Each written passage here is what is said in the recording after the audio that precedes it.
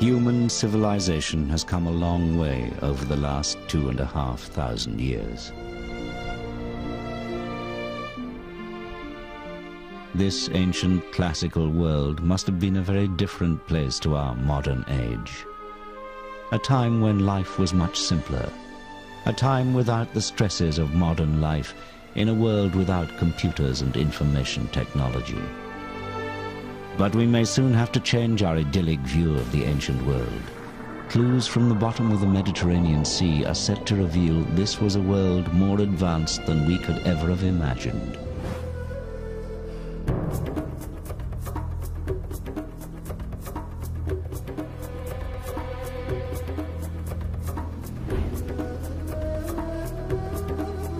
In Ancient Discoveries, we will travel back in time to discover the amazing ancient roots of technologies we like to think of as modern. New research is beginning to suggest that many of the inventions of the last 200 years may, in fact, have already been known to the ancient Greeks and Romans. Much of what we have recently discovered, we may, in fact, have just rediscovered. The Greeks and Romans were also intensely practical people. Many of the things which they devised, planned and invented proceeded by 2,000 years, things that we like to think of as modern.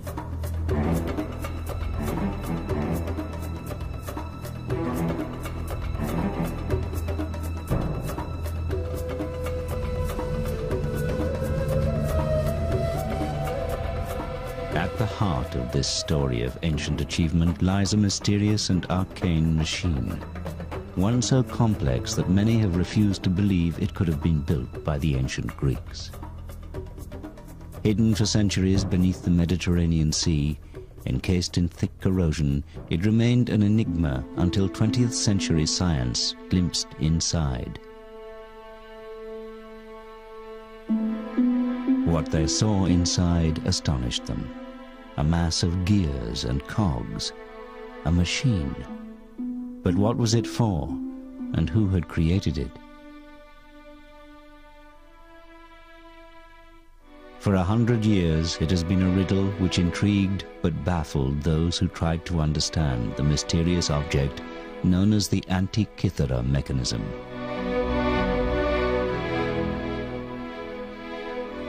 But now, finally, its story can be told. That story began just over 100 years ago, in the year 1900. It was early spring when Captain Kondos and his crew of sponge divers found themselves sheltering from a storm miles off course by the little Greek island of Antikythera. As the weather cleared, the captain decided to make the most of his unplanned stop by diving in the deep, clear waters off the island.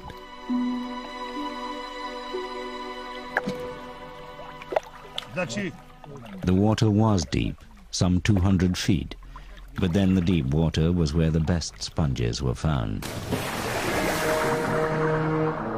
But so far down, there was always the danger a diver might return to the surface with the notorious bends. Once in the water, the diver started his first descent. But what awaited him on the bottom were not sponges. As he looked around, he saw what appeared to be dead bodies scattered in all directions. Terrified, he quickly signaled to be pulled back to the boat.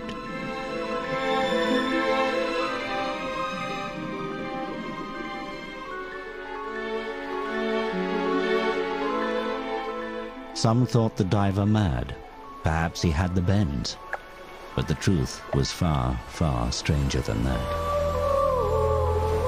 2,000 years ago, another ship had sailed these waters, on its way from Rhodes to deliver a precious cargo to a wealthy Roman citizen.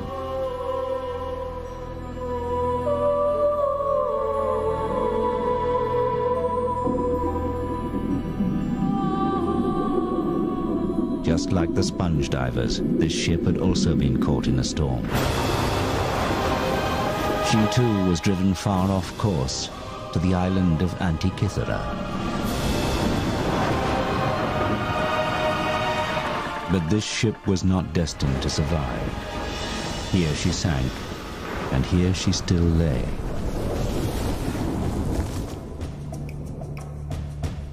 Captain Kondos sent another diver to investigate the wild story of bodies. What had at first appeared to be dead bodies were in fact the most beautiful marble and bronze statues imaginable, the remnants of that ancient wreck. Along with the statues, other treasures such as decorated Greek vases and jewelry were winched to the surface.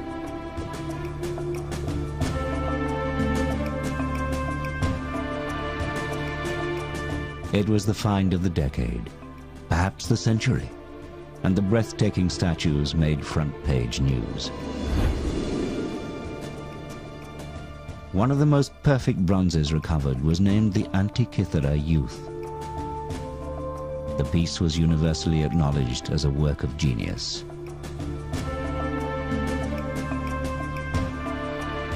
It had clearly belonged to a Roman of exquisite taste and fantastic wealth. A Roman destined for disappointment, as this cargo never arrived.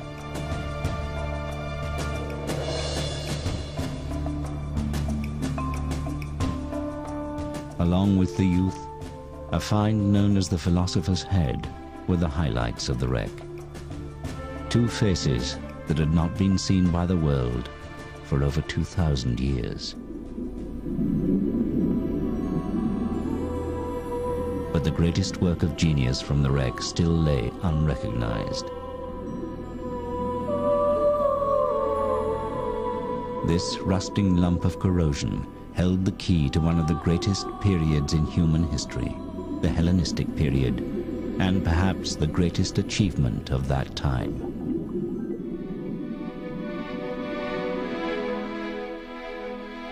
Two and a half thousand years ago, the Mediterranean was a place where science, philosophy, and art flourished.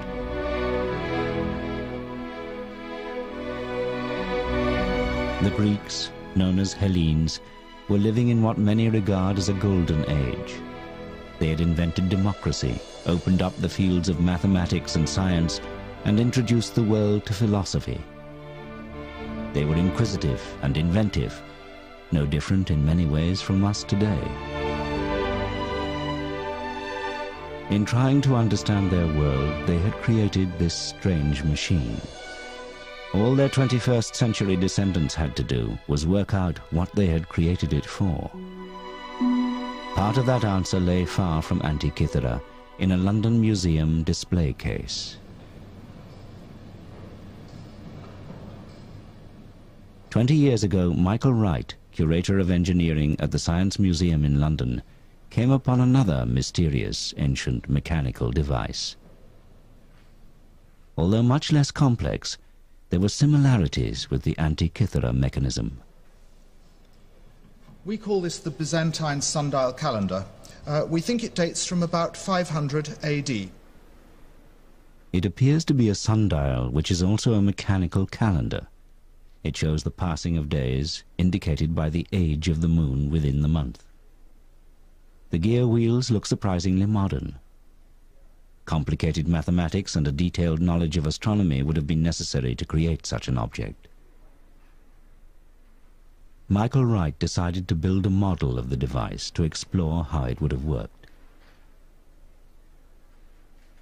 The model shows the positions of the sun and moon within the zodiac at any given date, as well as the age of the moon. Here you have the letter giving the day, that's saying alpha, A, that says day 1 of the month. And correspondingly, in the circular opening, you have the black disk showing that this is new moon. If I click it forward day by day, that's beta, B, day 2, day 3, day 4, day 5, 6, 7, 8, 9, 10, 11, 12, 13, 14, well, we're at 15, and there is the full moon, the shiny disk. The other dials show the moon and the sun going around the zodiac. This instrument is much more simple than the Antikythera mechanism, but what's exciting about it is to have found another instrument, very obviously in the Hellenistic tradition, because of the Greek lettering, and also having gear wheels. So now we have not just one mechanism that tells us the Greeks had gears, we have two. We've doubled the evidence. Although similar, it is estimated that the sundial calendar only had 8 gear wheels, where the Antikythera device had at least 29, allowing for much more complicated calculations. Could the Antikythera mechanism be a mechanical calendar as well, one many times more complicated than the Byzantine machine, yet over 600 years older? But in an age supposedly without machines and modern technology, who could have created such a device? They would have to have been an expert in both mathematics and engineering, a genius, centuries, perhaps even millennia ahead of their time. One man who fitted that description was Archimedes, the most respected mathematician and inventor of his age. Archimedes lived during the Hellenistic period in the Greek city-state of Syracuse on what is today Sicily, off the coast of Italy. During his lifetime, the Mediterranean was a turbulent, war-torn place. A world in which his talent for military invention was put to good use by both his fellow Greeks and the aggressive new power of Rome that was slowly spreading its tentacles across the Mediterranean.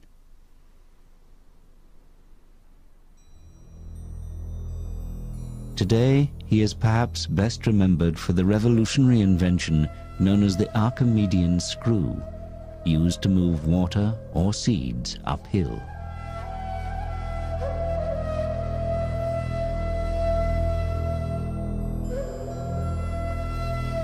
But Archimedes was also fascinated by other difficult mechanical problems, such as how to accurately measure distances. The greatest challenge of all, however, was to solve the puzzle of what caused the rising and setting of the sun, the changing seasons, and the strange movement of the moon and planets. What, in short, were the mechanics of time? Many years earlier, Archimedes had traveled across the Mediterranean to the most important cultural center of the Hellenistic world, Alexandria, Egypt. Alexandria was the most sophisticated place on earth. Founded by Alexander the Great, it was now ruled by the descendants of one of his generals, Greek soldiers who had risen to become pharaohs. It was a unique place, the meeting point of the age-old civilizations of the Mediterranean, a city of Egyptians, Greeks, Romans, and Persians.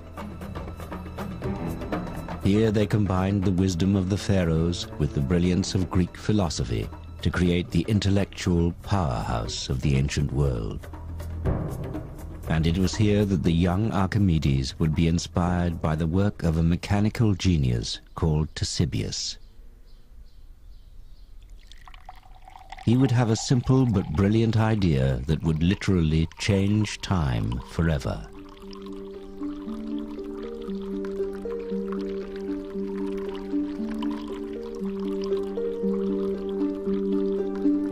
Ctesibius was fortunate to be born in Alexandria, the place where all the knowledge of the ancient classical world was held in one vast library. A place where the great thinkers of antiquity studied, and where shelf upon shelf held the thousands of scrolls recording their work. The library was such a famous institution that people came here from all over the world to learn and invent.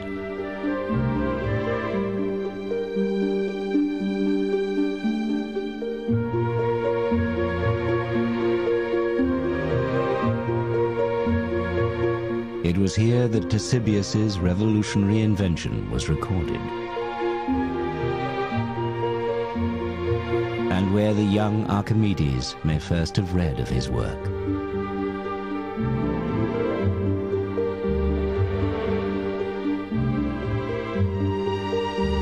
Ctesibius is a figure who is often forgotten in history, yet his work paved the way for a technical revolution, the measurement of time.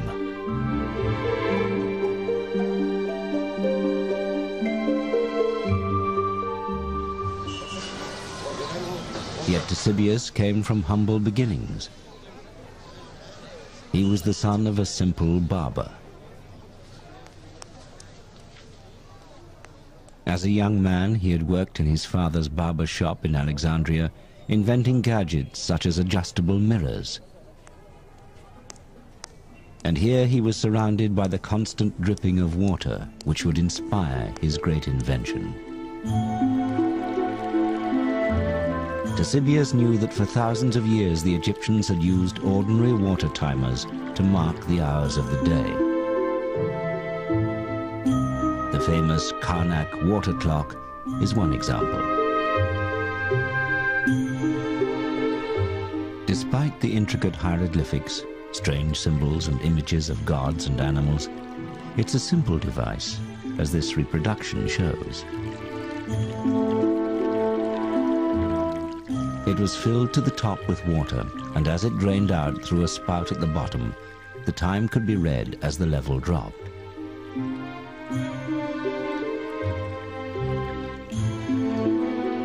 Markings inside showed the passing hours, but these varied as the number of hours from sunrise to sunset varied from month to month. The clock allowed the ancient Egyptians to measure the passing of time during the day or night, but this was still only a timer, not a constant clock. In sophisticated ancient Greek society, the ability to tell the time accurately had become extremely important. Their society needed order and schedules, which meant they had to be able to tell the time accurately. Sundials could be used at certain times and can be seen on important surviving municipal buildings such as the Tower of the Winds in Athens.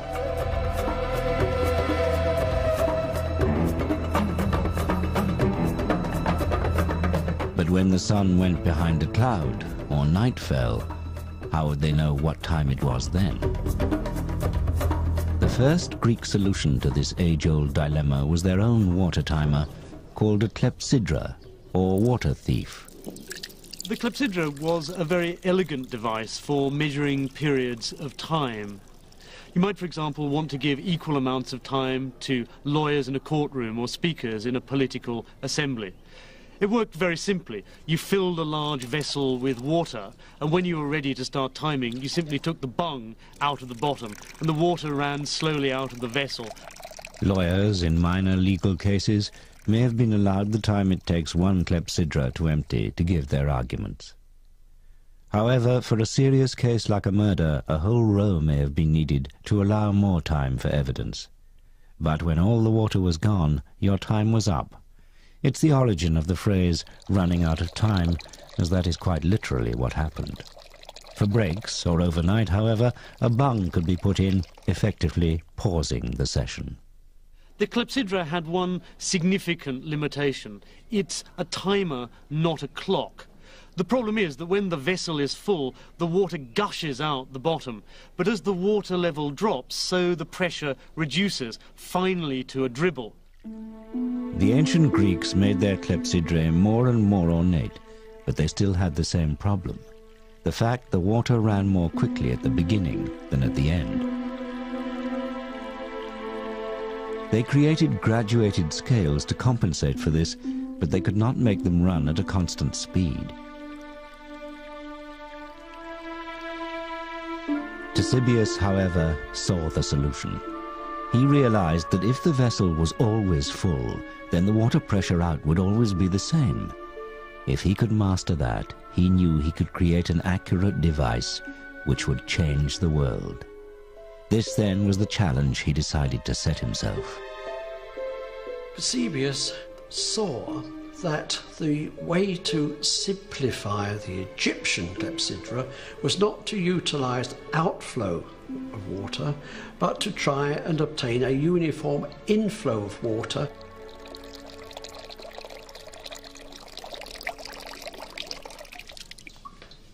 Dr. Alan Mills, a research fellow from the University of Leicester, has used classical references to Ctesibius's work to build a replica of one of his earliest water clocks.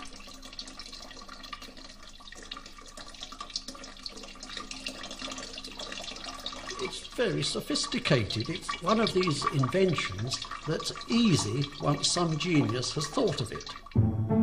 The challenge was to keep the reservoir of the clepsydra full at all times. And this is how Ctesibius did it.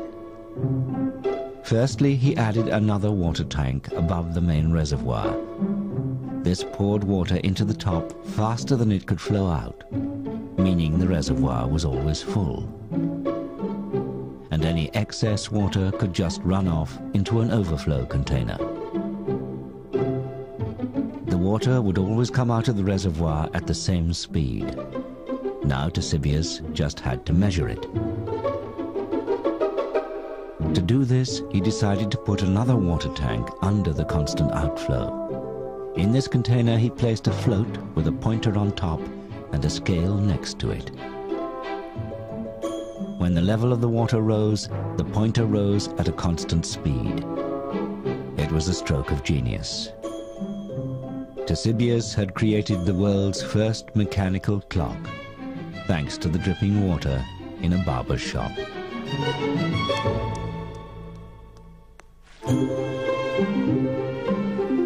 He had harnessed the power of water and, in the process, he had become the master of time. But measuring hours and minutes was only the start. What else could this unique water clock do? The answer to that was kept here in the great library of Alexandria. Anyone in the ancient world wanting to understand time could come here and read Ctesibius's books, which described the wonderful machines he was now building and the whole new subject he had invented, hydraulics.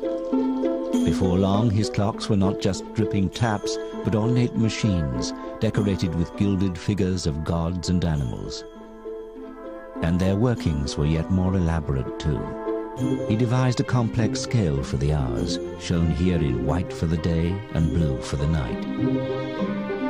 One cherub holds a vase from which drips the constant supply of water, whilst another travels up the scale holding the pointer that indicates the hour of the day or night.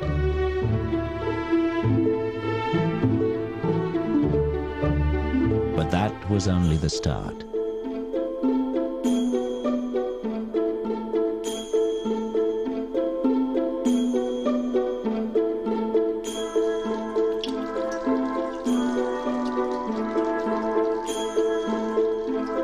He even used water to sound a whistle and make a model owl move.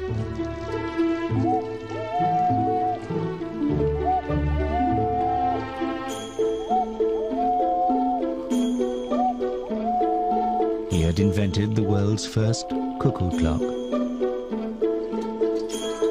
The increasingly complicated series of gear wheels also allowed the scale to rotate very slowly to indicate the days within each month of the year. This clock was also now a calendar. An automatic, day and night, month and year, cuckoo clock.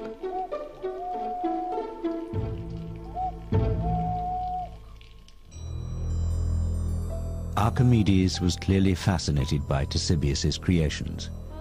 He studied his clocks and used his own genius for invention to continue the work. In an Arabic translation of Archimedes' work dating back over 1,000 years, we can see a tantalizing glimpse of his additions to a Ctesibius water clock.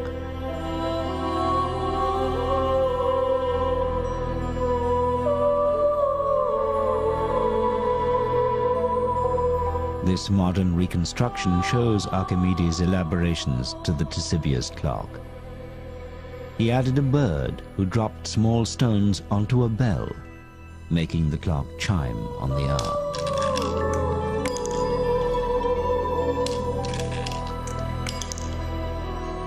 The woman is a gorgon with snakes for hair. When the bell chimes, you look up to see her eyes change color, indicating the time. This is the first automated chiming clock in history. One can only imagine the spectacle when Archimedes unveiled his daring design. In Greek mythology, anyone who looked into the eyes of the Gorgon would be turned to stone. But with Ctesibius' help, Archimedes could be the man who dared to look into the face of the Gorgon. Alexandria today is a busy modern port. A new building now stands in place of the famous library. Tragically, the original library was burnt to the ground, and with it was lost nearly all the knowledge of the ancient world. Only a very few ancient texts remain which mention Ctesibius' work. We may never know what else he invented, as not one single page of his own work survives.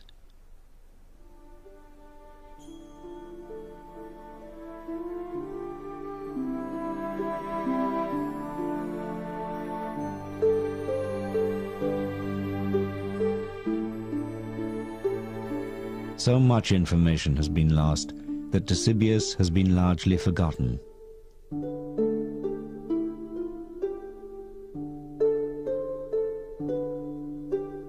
However, there is one legacy of his work, one clue, which is still standing. This unassuming tower, tucked away in a corner of Athens, is one of the best preserved buildings from antiquity. Its survival, almost untouched, is a miracle, and one due to the fact that for centuries it was believed to be the tomb of the philosophers Socrates and Plato.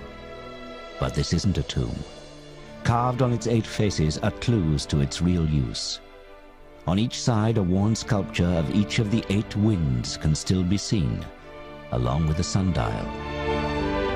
It was actually built by an astronomer around 200 years after the death of Ctesibius, but is a monument to his genius.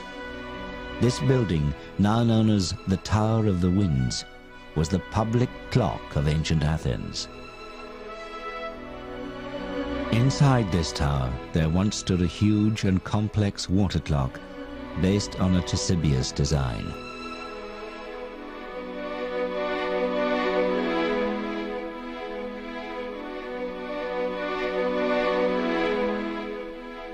This clock was fed by a constant stream of water which ran from a spring on the Acropolis, from which the whole population of Athens could tell the time. But this was more than just a clock or a calendar. Some believe this strange building housed a device that even charted the movements of the sun and moon in relation to the constellations of the zodiac. We know the Greeks were measuring hours, days, and months during the time of Ctesibius.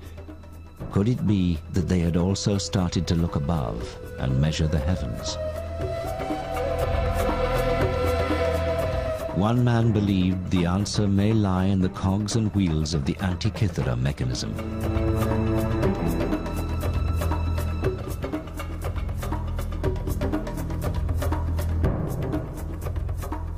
In 1951, an English physicist, Derek de Solla Price, decided to find out for himself and examine the mechanism in detail for the first time.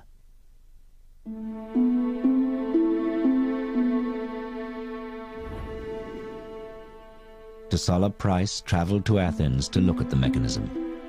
The pieces had lain largely untouched since its discovery 50 years earlier. The device had disintegrated further, exposing pieces of the gears which he was able to study. He became determined to crack the secrets of the Antikythera mechanism.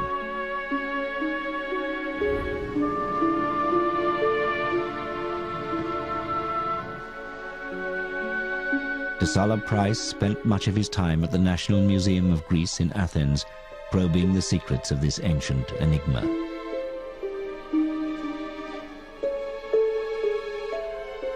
Something told him that these fragments were the real treasure from the Antikythera wreck. Using new developments in X-ray technology, he could now see what its discoverers 50 years before could not. Looking through the corrosion, he was amazed. A machine so complex it could almost be modern. He had to know what it was for. His meticulous studies of the cogs, gear ratios and inscriptions gave him clues to the possible purpose of the mechanism.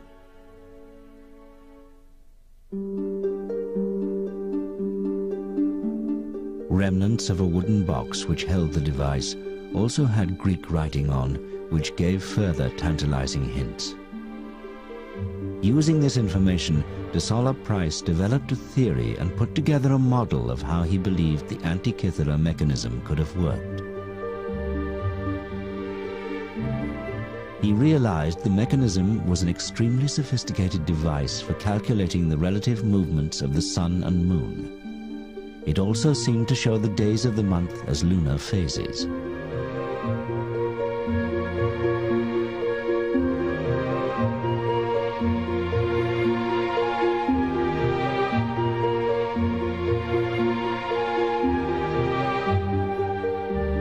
De Sola Price had established its mechanical complexity and knew that the knowledge required to create such a machine was immense.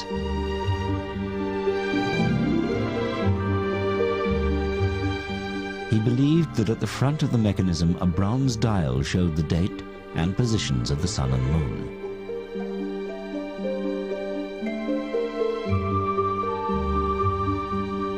A dial at the back would indicate the month, possible within a 12-month year.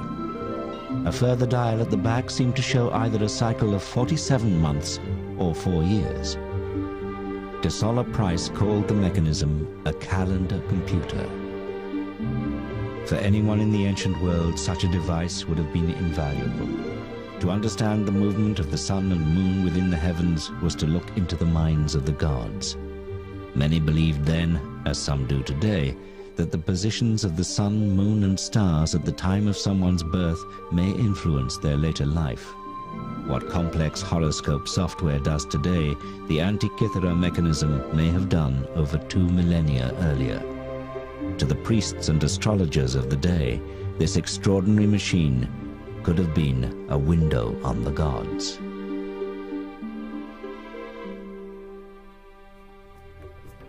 But where could such a device have come from? De Sola Price had an extraordinary theory. What if machines like the Antikythera mechanism were part of municipal clocks, powered by the very water clocks that Ctesibius had invented?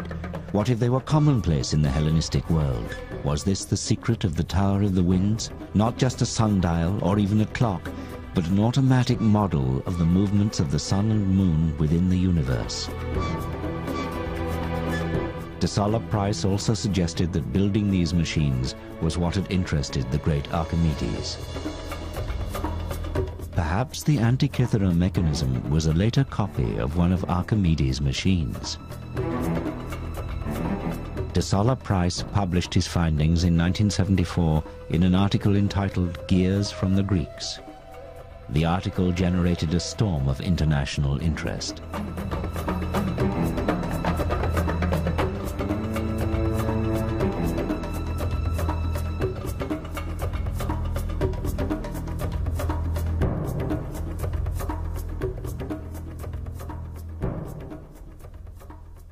In particular, one man was to read that article and to spend the next 30 years pondering on De Sola Price's theory. When Michael Wright from the Science Museum first read the paper, he was immediately fascinated by the notion that the ancient Greeks had complex engineering. Wright decided to go to Athens to examine and re-X-ray the mechanism for himself. We've got this view with several of the pieces put together, and it helps me to build up a more complete picture of just how the gear wheels were arranged inside the box before it all fell apart. Although intrigued by de Solla Price's theory of the Antikythera mechanism, Wright believed there was more to the device than de Solla Price had realized. I went back and read Gears from the Greeks again and started to find problems with Price's account. That's when I resolved I really had to look at the thing for myself. But for Michael Wright to understand this strange device, he knew he needed to do more than just look at it. He needed to try to build one for himself. After de Solla Price's publication, many academics simply refused to admit that the mechanism could be so old. The complex gearing seemed too modern. How could ancient peoples have calculated and precisely cut the fine teeth on each wheel, they asked. Surely this was either a fake or a later machine that just happened to be lost on the site of the ancient wreck. So Wright set to work, determined to prove them wrong.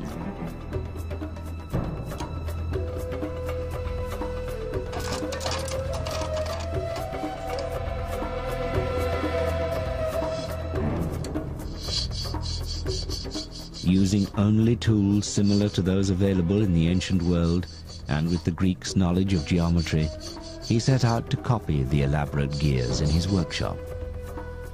Measuring and cutting gears with only a pair of compasses, a metal file, and a good eye for detail was not going to be easy. But it was possible. After many hours of practice, Wright proved beyond doubt that with patience and skill, it could be done. You can't deny the evidence that the Antikythera mechanism exists. When you look at it closely, it's very accomplished work, both in design and in execution. Why shouldn't the ancient Greeks have done it? We know from translations of his work that Archimedes was familiar with these types of cogs, and now it was the study of these gears that was to help solve yet another mystery involving one of his other mechanical marvels, the mystery of the odometer.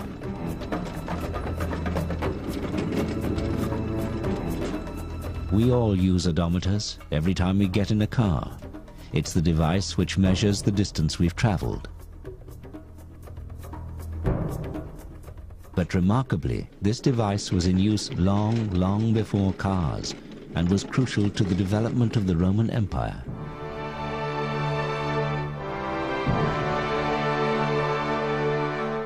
The odometer was said to have been invented by Archimedes whilst he was working for the Roman army.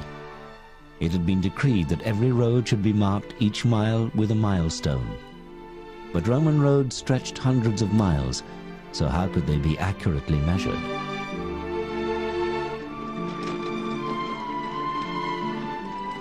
By creating a cart that could accurately calculate distance, Archimedes solved the problem and the milestones could be laid out. This accurate measurement of distance would prove crucial in planning troop movements, and that gave Rome the edge on her enemies. Archimedes had set the Romans on the path to empire and started a train of events that would ironically lead to his own death. Today, the most famous of Roman roads, the Appian Way, is still marked in places by the milestones that Archimedes' machine laid out.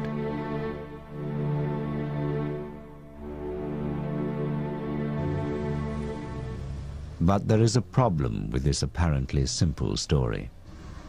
One that Professor André Sleeswyck from Groningen in Holland would eventually solve with the aid of the ghostly X-ray images of the Antikythera mechanism.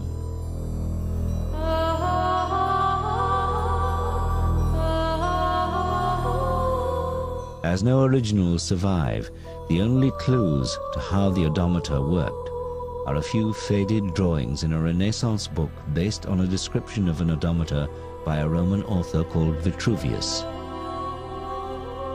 The drawings look fine on paper.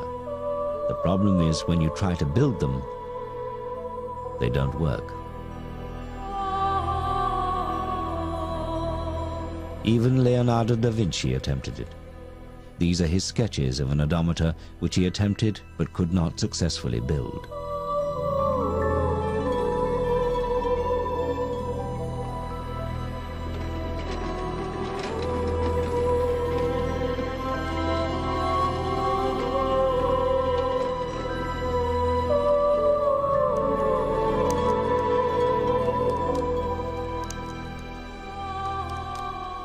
Professor Sleeswig started to make simple models to see if he could crack the odometer puzzle. Then he developed a quarter-sized model. And this was a model with a difference. Where even Leonardo had failed, Sleeswig's model worked. The mechanics are simple. As the wheels turn when the vehicle travels, a gear with a single tooth pushes round a huge gear with 400 teeth. Every time the large wheel turns once, a small stone would be automatically dropped into a box below the device. This allowed miles to be measured.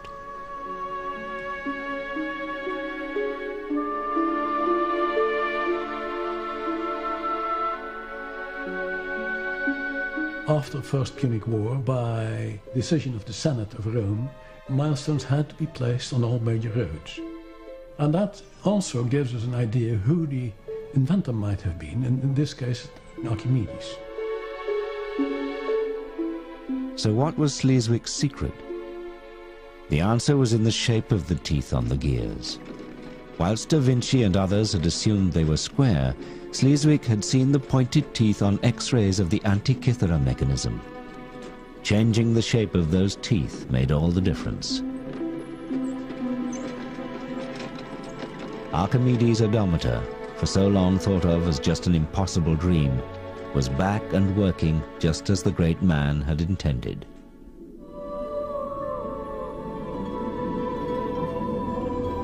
All thanks to that most mysterious of ancient objects, the Antikythera mechanism.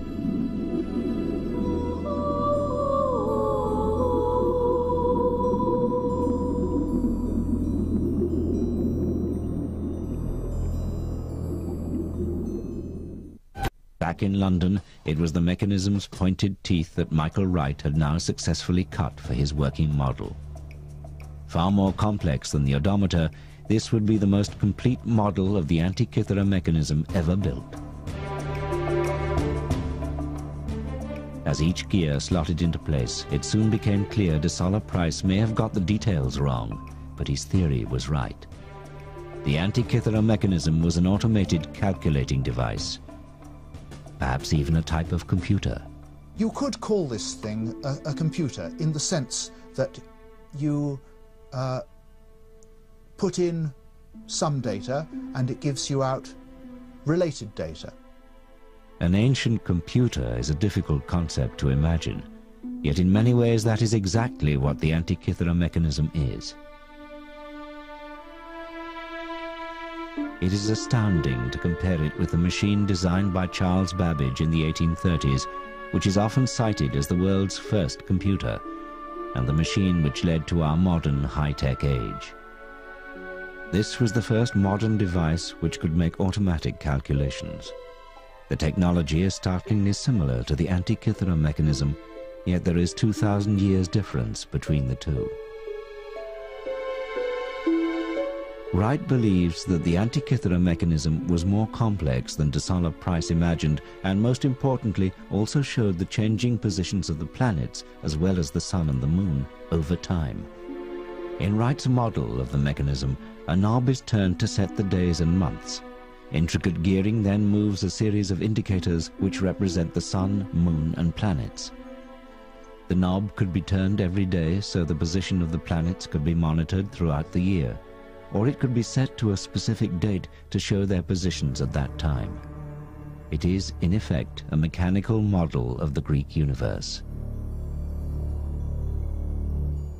Today, astrologers need a complex computer program to carry out exactly the function of the Antikythera mechanism.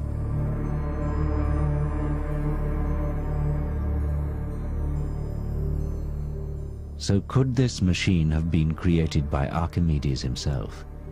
We know from ancient texts that he built planetaria, but could it be possible he designed this one?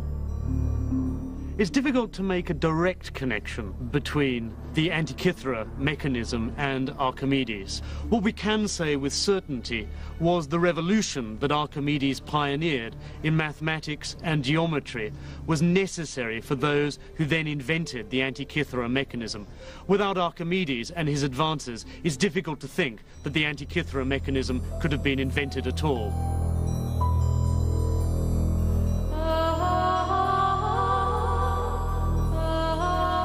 Archimedes' own life was cut short before he could finish his revolutionary work on mathematics and mechanics. During the Roman sacking of his home city of Syracuse, it is said a Roman soldier was sent to find him and bring him back alive. When Archimedes refused to leave his work, the soldier became angry and killed him. It was an ironic end for a man who had done so much to make Rome such a formidable fighting force. His death marked the beginning of the end of the Hellenistic tradition of great invention and science. His work, however, was preserved, stored on the endless shelves of the great library of Alexandria, a treasure greater than any the Romans looted from Syracuse. But even that legacy was not to last. The library itself fell victim to war and destruction, being burnt to the ground several times over the following 800 years. Eventually, most of the collection, including much of Archimedes' work, was lost or destroyed in the fires.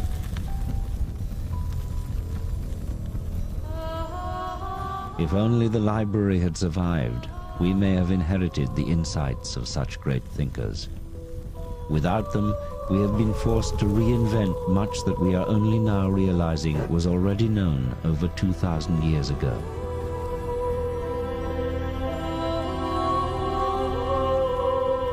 If we had not lost this ancient wisdom, how much more advanced might science and technology be today? And what else may still lie hidden or lost from that time? Without that sudden storm all those centuries ago, that ancient ship might not have foundered, taking her cargo of statues, pottery, and that incredible machine to the bottom of the Mediterranean Sea. If a group of sponge divers had not stumbled upon the wreck 2,000 years later, the Antikythera mechanism might be lying there today, slowly corroding. What other technological marvels from that time might still be awaiting discovery?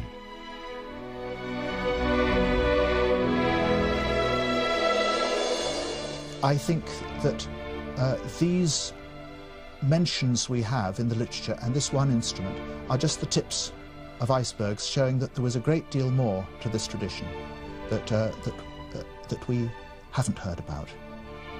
2,000 years ago, there was a world more advanced than we had dared to believe, and more secrets may still lie waiting to be discovered. Ancient discoveries we are only just beginning to understand.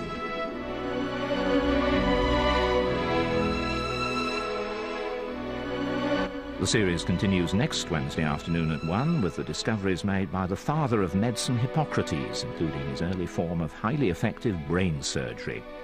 In just a few minutes, armchair travelling at its very best, and you don't have to tip the guide, with the conclusion of our tour of the 7 natural wonders of the world, all sights for sore eyes.